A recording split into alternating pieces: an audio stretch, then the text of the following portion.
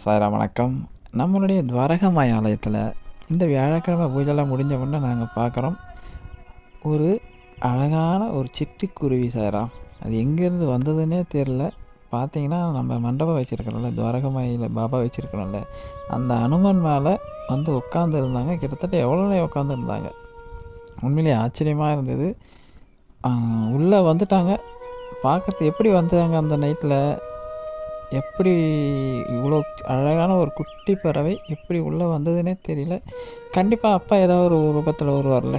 இந்த சிட்டுக்குருவி அது சிட்டுக்குருவின்னு சொல்ல முடியாது. அது ஏன்னா சிட்டுக்குருவி இல்லை, அது அந்த லவ் பேர்ட்ஸ் மாதிரி இருக்காது. அது உள்ளே வந்ததே பெரிய அதிசயம். நாங்கள் அதனால் ஃபேன் எல்லாத்தையும் ஆஃப் பண்ணிட்டோம். ஏன்னா ஃபேனில் அடிபட போகுதுன்னு. ரொம்ப நாள் இருந்துட்டு அதுக்கப்புறமா அந்த நைட்டில் அவர் வெளியே கிளம்பி போகிறாரு. உண்மையிலே அப்பா ஏதாவது ஒரு ரூபத்தில் வருவார்ல. இந்த வியாழக்கிழமை நம்ம உருவத்தில் ஆரத்தி ஆரம்பிக்கும் போது பட்டாம்பூச்சி உருவத்தில் வந்தார். முடிச்சுட்டு நாங்கள் எல்லாம் வெளியே போகலான்னு பார்க்கும்போது ஒரு சிட்டுக்குருவி ரூபத்தில் வந்து மேலே உட்காந்து எங்களுக்கெல்லாம் காட்சி கொடுத்துட்டு போனார். உண்மையிலே ரொம்ப ரொம்ப மகிழ்ச்சியாக இருந்தது, ரொம்ப சந்தோஷமாக இருந்தது. அப்பாவை பார்க்கறதுக்கு அவ்வளோ ஆனந்தமாக இருந்தது. அந்த காட்சியை தான் இப்போ நீங்கள் பார்க்குறீங்க. அப்பாவுக்கு கோடான கோடி நன்றிகள் சாய்ராம். நம்ம துவாரகமாயில் அப்பா உயிரோடு உட்கார்ந்து கொண்டிருக்கிறார் என்பதை உணர்த்தும் விதமாக ஒவ்வொரு நாளும் ஒரு அதிசயத்தை செஞ்சு கொண்டிருக்கிறார், அற்புதத்தை செய்து கொண்டிருக்கிறார். காண கண்கோடி வேண்டும். ஓம் சாய்ராம்.